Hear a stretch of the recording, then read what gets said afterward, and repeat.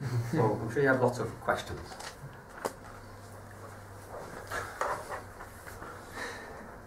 Okay, well, thank you, Dr. Barry. Would anyone have any questions to start off? For now, it will be down to me to start it off. Okay, fair enough. I'll start. So, first of all, thanks very much. It was a brilliant talk. I really enjoyed it.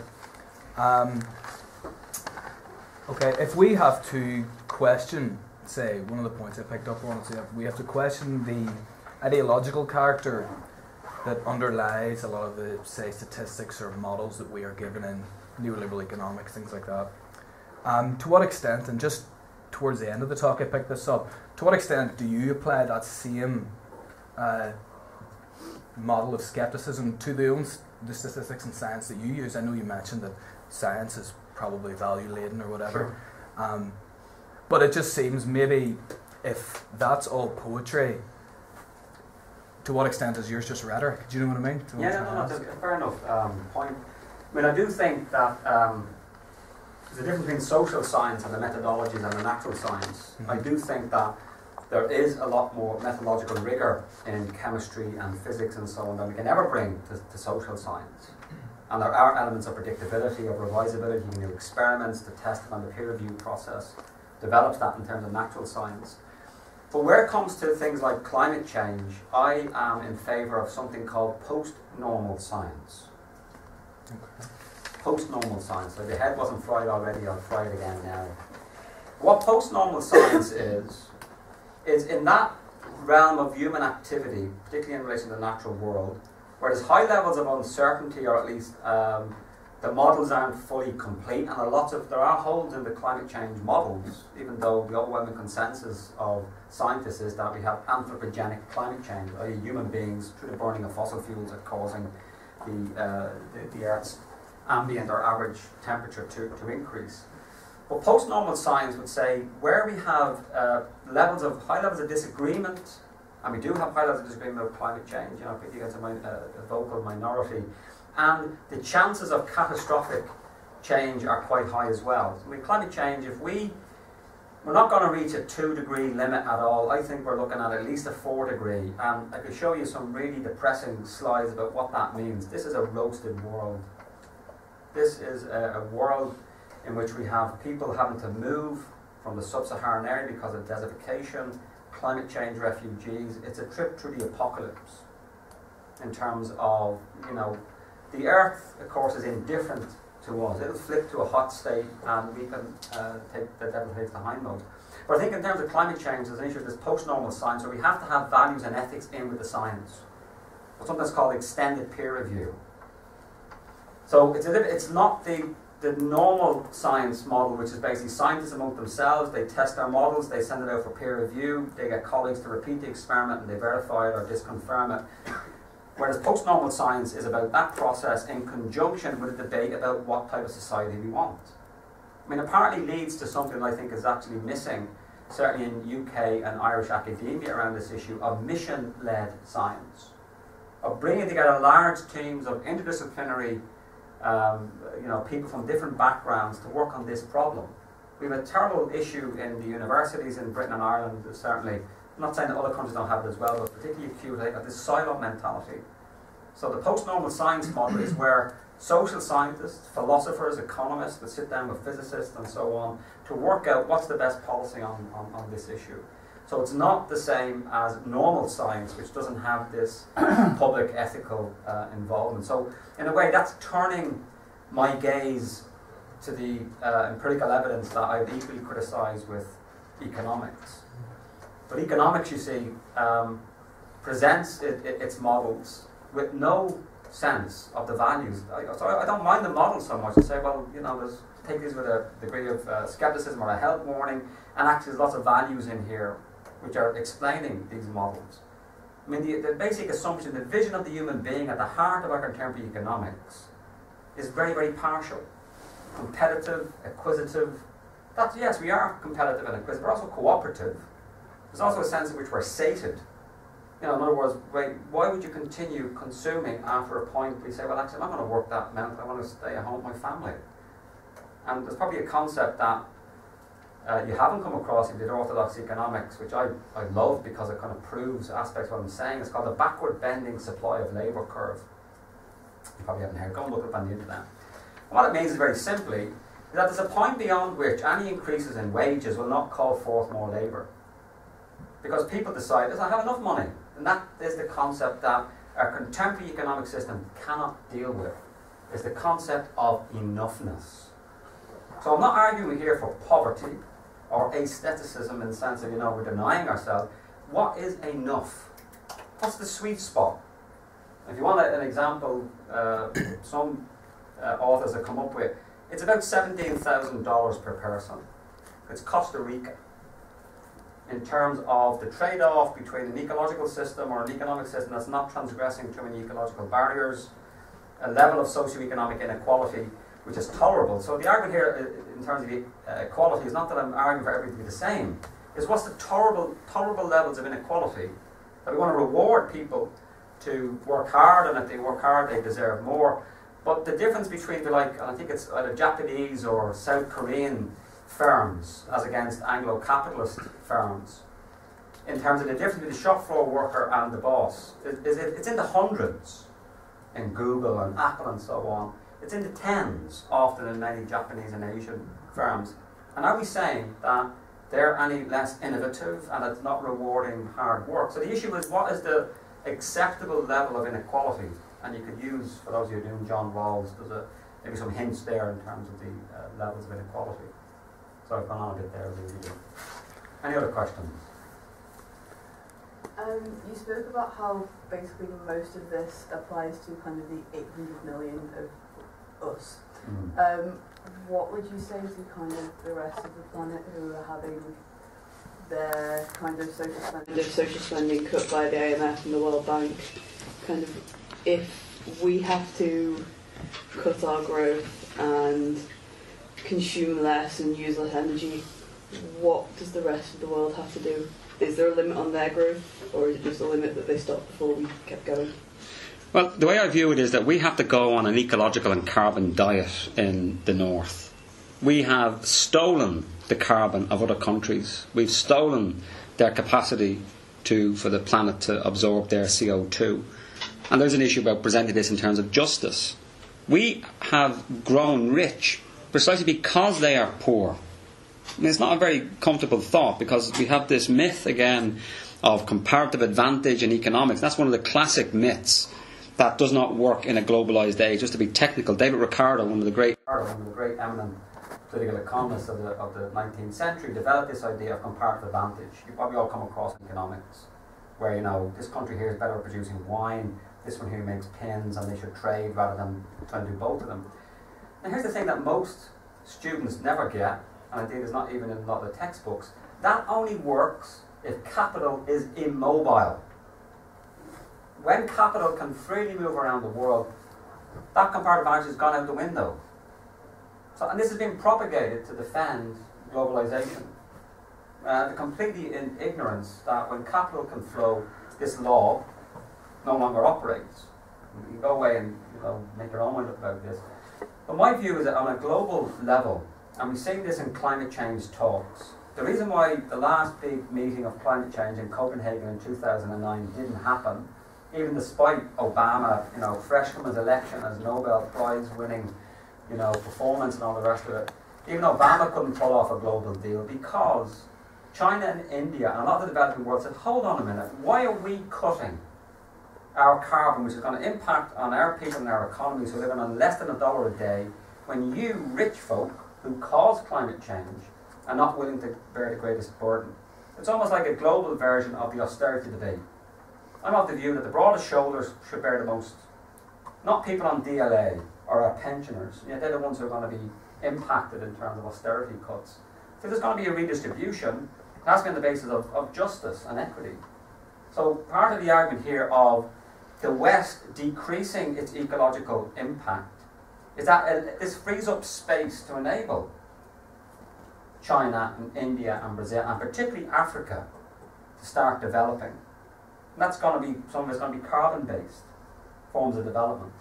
So that's the deal. I mean, you can imagine how difficult that would be to argue, except now that China will not cut its carbon unless it sees America making deep cuts. But what is America doing? It's going for shale gas and fracking. So rather than decarbonising its economy, and guess what, folks? It's going to come here in Fermanagh. That's why when the G8 comes next year, lots of lovely protests about what's happening in Fermanagh. In other words, our last desperate acts to keep ourselves hooked on fossil fuels will mean that rather than having a rational plan to decarbonise our economy, and even orthodox economists have accepted that decarbonising the economy and combating climate change will probably even increase global orthodox GDP, create more jobs. So that's the deal. It has to be about the West decreases its carbon and ecological footprint to enable the developing world, but it has to be a different form of economic development. That's why, to be a bit technical, things like the Global Environmental Facility, which is set up under the climate change, the Kyoto Protocol, of technology transfer. If we want to have a planet that's habitable, we're going to have to start looking at ways of ensuring China is not building how many coal-fired power stations it is, one a week or one a month. It's got abundant sources of coal, extremely, carbon intensive. So how are we going to enable China and India to develop on a low-carbon path? And that's in our interests. It's in our interest and our children's interest and grandchildren in terms of the future of the planet. Particularly because there are major issues that the island of Ireland and the UK will not be the worst place to be if we do reach runaway climate change. There are issues around low-lying areas of Belfast. I wouldn't buy any houses on the Lower Ormo Road, for example, and you can actually look at floodplain maps of Belfast and see what happens when sea levels rise by a foot or 2 foot. And these are all part of the predictions for climate change, as well as our inadequate infrastructure, as I mentioned the other day in class. To use the words of Roy Schneider in the film Jaws, where he says we need a bigger boat when he sees the size of the shark. We need bigger drains. Our drains are simply inadequate for the types of precipitation and the weather that we're now going to have in the next couple of decades. And this is the issue of adaptation. How do we adapt our society to inevitable climate change? The real question now is not whether or not we can stop climate change, it's already happening, is how can we stop it getting to runaway climate change, where the planet will just go on its merry way, and regardless of what we do, it will flip into a hot state. And we don't want to get there. Not because the human race will die out, don't get me wrong, I think human beings were quite a resilient species, we will survive, but at what cost? Of the inevitable pain, the suffering, and my real concern as a social scientist and as a politician is the chances that we will take diminutions in democracy and human rights as the price to be paid for survival. Because that's the sad reality. You don't need democracy to survive. And the real issue is in part how to deal with these issues in a manner in which we preserve our democratic systems, our senses of, although anemic, citizenship that we have. How can we preserve all of that good stuff of our civilization and culture as we make this transition to a different state? My fear is that if things get really bad, as history has shown, and as Hannah Arendt, the wonderful German philosopher, said, the cry for bread will always be issued with one voice. The cry for bread will always be issued with one voice. What she meant by that is that the essence of democracy is pluralism and diversity. Issues of survival are not about that.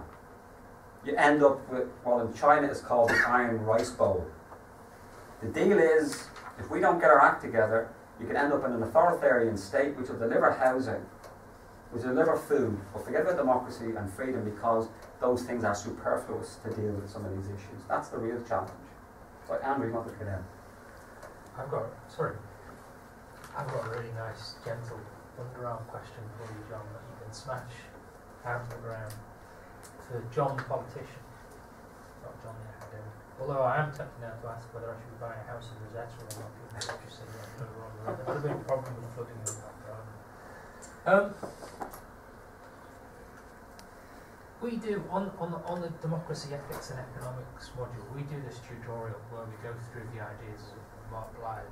So we say ideas, to be actionable, you've got to have a political coalition behind them, right? So you've got some ideas as a politician. how do you make them actionable? In other words, how do you build a political coalition in favour of all this stuff? And how's that going? The reports from the front line of North Down, where we're still in the medieval period, I think. Sometimes I hear what they have to say. It's uneven. I think there's a coalition around this stronger in Europe than certainly on these islands. I think ideas like a Green Deal or a Green New Deal certainly have more resonance in places like Germany, where people can see green jobs, low carbon, non-outsourceable jobs are the way to go. And indeed, we even begin to see, firms which are fossil fuel firms become energy firms. So there's kind of a green capitalism already emerging. Our executive had the opportunity to implement at a fairly low cost of £4 million a Green New Deal. Completely fluffed it. And what this was, just to give you an example of how difficult it is to achieve it politically, is that this was a coalition of the Institute of Directors, the Confederation of British Industry, the Ulster Farmers Union, trade unions, Friends of the Earth, a whole range of really interesting organisations that wouldn't normally probably even pass the time of day with each other because they're always fighting around the idea of having a Green New Deal, which was essentially going to retrofit our social housing stock in Northern Ireland, which is some of the most energy leaky. In other words, people are burning energy and it's going out the window because it's not lagged and so on. So we're going to deal with fuel poverty by lagging our homes, which is going to provide jobs for our construction industry, and guess what, at the same time, reduce our CO2, because you need to burn less energy to get this. So even with that coalition, the government here simply ignored it. For reasons I'm not quite sure, I think it was DFP, Department of Finance and Personnel, of whom we had the permanent secretary was in the last talk, we shouldn't have and said, what was going on there? I think what you're getting at though is not that's kind of an elite coalition, it's more the popular coalition. And certainly that is much more difficult to argue, particularly as you can imagine me with my little fresh face and my beard all trimmed and the hair done nice, out knocking on people's doors to come for their vote, and this stuff is just over their heads. You don't talk about this.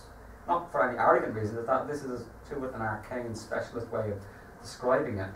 But people want jobs, they want economic growth, they want more stuff. So if they can even be bothered to leave the X Factor or Coronation to come and talk to you, and this is interesting in Northern Ireland, which used to have the highest levels of political participation. Even the dead voted here. We had such high levels of political participation because of the intensity of politics. That's now starting to quickly die off, and we're coming more to normal European levels. People aren't bothering voting. And the issue is, how do you present this in a language people understand? And here's where I would probably draw some inspiration from the New Zealand Green Party, which had, they've achieved the highest level. They're now 15% of the vote they got in the last election, because they had a platform of green prosperity. In other words, it's reclaiming prosperity, development, positive ideas from an ecocidal, system. So it's things like green growth, even though, as I mentioned, intellectually I don't think growth is where it's at, but I can appreciate that it's often very difficult to say, well, what's wrong with growth? Growth is associated with development, maturation, and so on. So I do think there is an issue about the branding of this. And what I found is that, certainly in my time as a politician, is that if you appeal to people on the basis of well-being and particularly security, and I've developed a model intellectually of economic security, that's what actually people can galvanise and see that as an attractive alternative to orthodox economic growth. Because there's another element I would say, that the ideology of economic growth is actually an elite ideology. It serves the interests of maintaining the divisions in our society. Most people do not want endless amounts of stuff. Yes, they want more than what they have, particularly if you're on a low level. Getting an extra £1 or £10 makes a lot of difference. It's this issue of the threshold. It's very difficult to legislate for this, but I think even beginning to open the discussion or the debate with people around, people feel the sense of unease. We're working all the hours, we've been fine, we're in debt, we feel this compulsion to be buying stuff, picking up up to the orgy of consumerism at Christmas. To start articulating a different perspective, one that's based around human flourishing, spending more time rather than spending money. And here I feel particularly strong that I think the churches in Northern Ireland have not led on this. What would Jesus drive? What would Jesus buy? If you're really living your Christian values, it seems to me that it's not about consuming lots of stuff, and yet we do have churches who say nothing about this. I do think there is a mobilizable discourse there in terms of, and I speak now as an atheist, so I shouldn't probably be speaking out of turn here, but it does seem to me that that's a mobilizable discourse that could be used. But I have to say, just finally, it is extremely difficult to politically, in 30 seconds on Stephen Nolan, try and get in, even an element of that. And also I've learned that it's one thing to be one step ahead of your people, but to be 5 steps ahead. And it's that issue of what is the language that makes this scientific, ethical imperative, and I do see this as an ethical imperative for our societies. How do you make that understandable for people? And all I've come up with is issues of security, of well-being, of presenting an argument that it's a radical perspective where you swap meaningful free time for stuff. And it is about trying to get a coalition around that. I do wish, as well as the churches, that the trade union movement would actually get behind this as well, and that's quite a difficult one because they're still caught up in a productivist paradigm of more economic growth and more of the cake going to workers.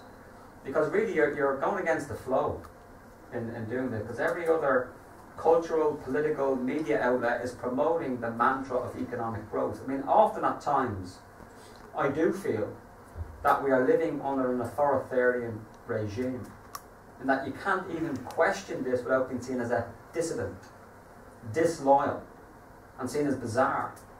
I mean, to be dismissed, as I've done in many public meetings and on the doorstep by, speaking about elements of this, I mean, it's extraordinary that people cannot even countenance something beyond what we have. People's image of the future is of what we have at the minute with better apps.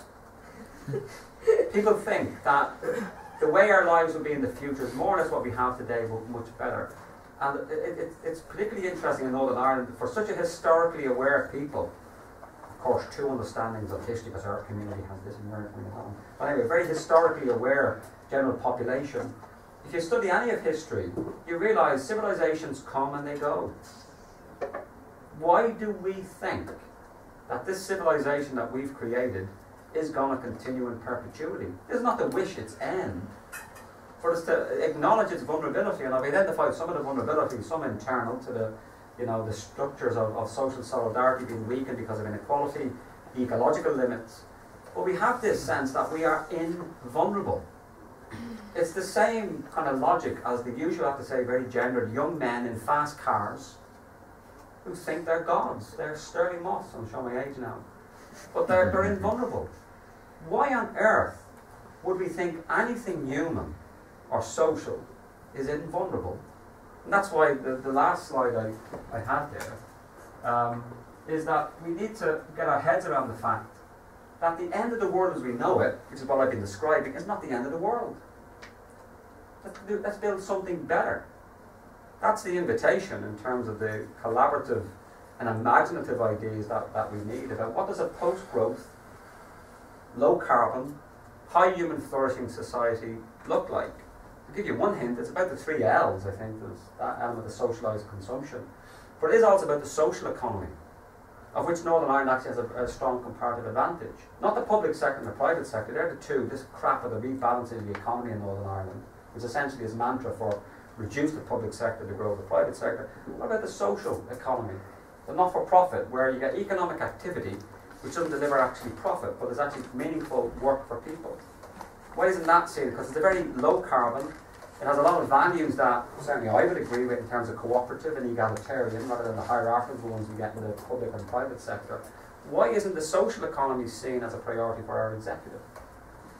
So it is about saying what are the balances between the different aspects of these spheres. What does a low carbon, high human flourishing food system look like? Well, guess what? It's probably one that's more organic and local than what we have at the moment. And it's that sense of let's get these ideas out there and see what works.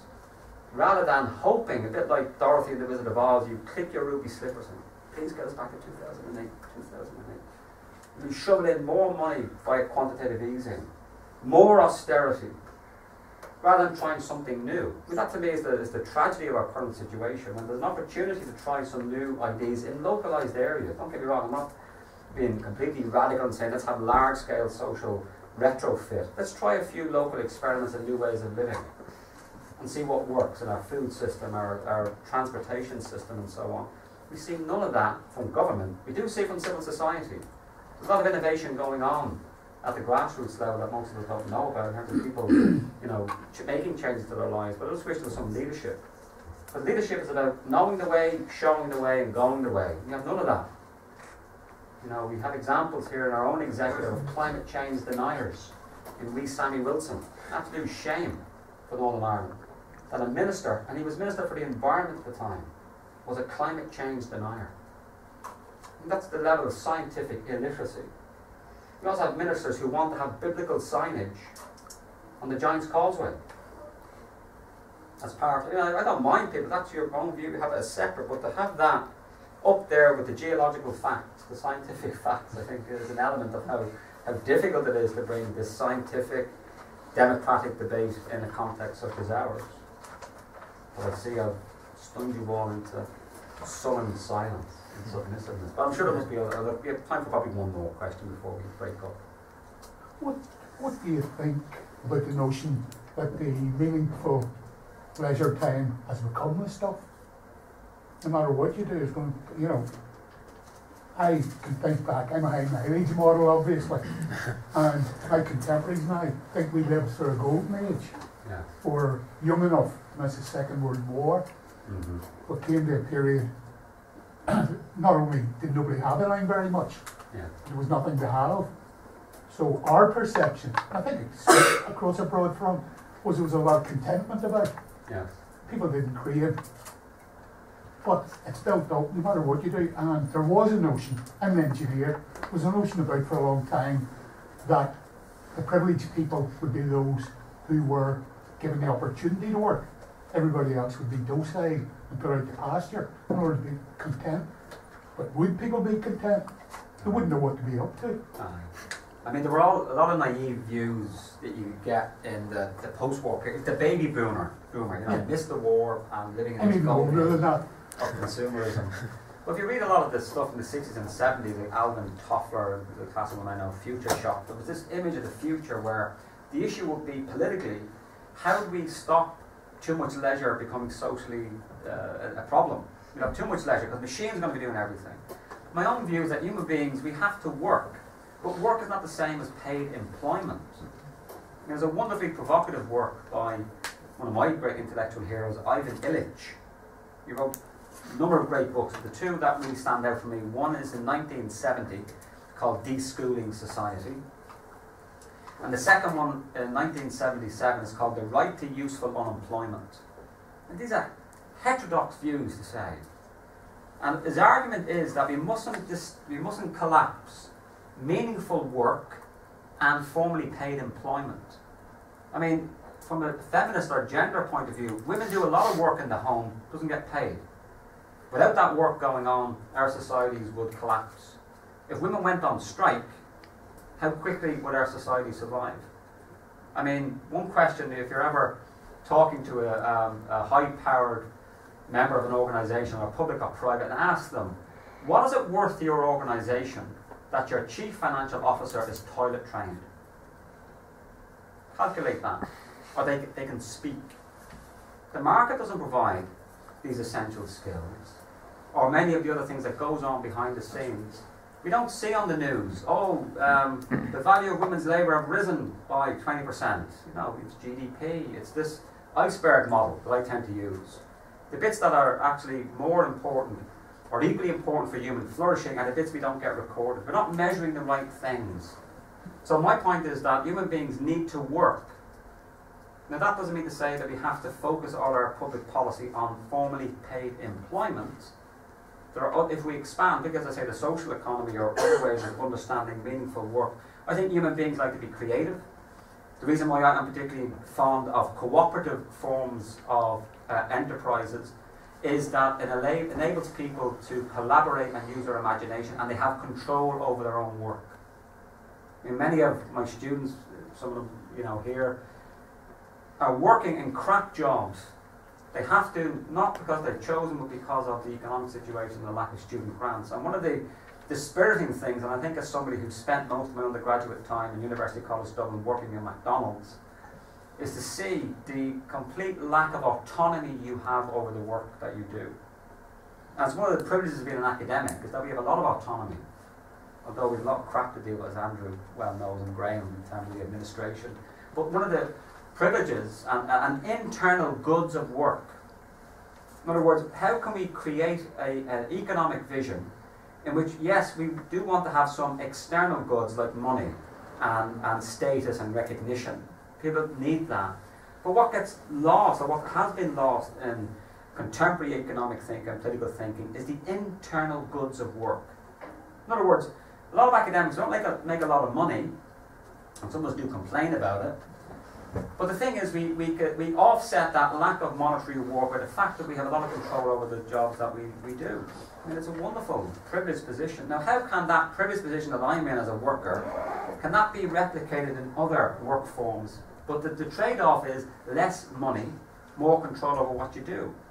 And I think a rough balance is often reached in cooperative forms of enterprise, where, for example, workers in cooperatives where you usually don't get a hierarchical view, where the boss gets maybe a little bit more than the shop floor worker. There's democratic decision making about the organisation. You don't get any of this in either orthodox private or public sector position. That's the type of debate I want to see, where we can get forms of human flourishing, autonomy over work, that actually helps also empower citizens. Because one of the other advantages of a cooperative form of economic organisation is you learn to debate.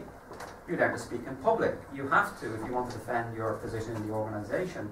None of that is available in our orthodox organisational work, which is very hierarchical. In other words, you begin to practice what it is to be a citizen within the world of work. I mean, last time I looked, we live in democratic societies, not democratic systems. Why is it democracy ends at that door, as I often say to my students? I think I teach the only module in the university where students choose half of what we do. Why is that not a standard part of what higher education is about? Where we're empowering, we're collaborating with students in terms of co-learning and so on. So I'm interested in seeing that part of this is a story of revitalising democracy and citizenship, but it is also about giving people meaningful work. People like to feel that they're doing something to contribute. Yes, there was a minority, and the Daily Telegraph glees in this, all the spongers who never work, worklessness, and generations of people who don't work. Most people who are unemployed are not happy about being unemployed. They want to contribute. They want to do something. So why is it we're not creating those opportunities for them to be able to contribute and feel value? Because work is an important part of one's identity, as well as, you know, a good human life is to feel, you know, productive and contributing. Because one of the things that's often missing in the unemployment story, and sadly we get a lot of it here in Northern Ireland, is the association with mental illness. We have an epidemic of suicide in our societies. In part, yes, some of it's a legacy of the Troubles and so on. Some of it has to do with the way in which young people in particular don't have any problem-solving skills. They lack resilience. They have a problem with their girlfriend, or an issue comes up in a job, and they jump from despair to taking their own lives, because they don't have that capacity to be resilient, partly to do with social networks and so on. But for me, it's that issue of seeing that meaningful work has these multiple benefits. That should be the focus of the exec, not orthodox employment. It's easy for me to say, this is very complex in terms of how you make it work. But at least if you have a vision for a society that's post-growth, low carbon, challenging socioeconomic inequality, and actually we're trying to recover the internal goods of work. It's an extremely utopian vision. But as Oscar Wilde said, I'm not going to look at a map of the world unless utopia is on it. What's the point? You know, you have to have something, a vision that you're striving for. We don't have any vision. And again, I speak as an atheist. Where there is no vision, the people perish. God, I really am a bit of a secular priest, don't I? But I've taken up enough of your time there. I do bar mitzvahs, and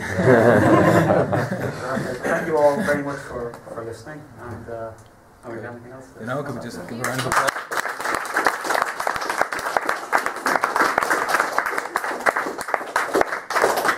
Please do take more tea and coffee. There is loads there. And biscuits, yeah. And biscuits. This proves that neoliberal injunction, there is such a thing as a free lunch. Well, someone paid for it. Yep, they did.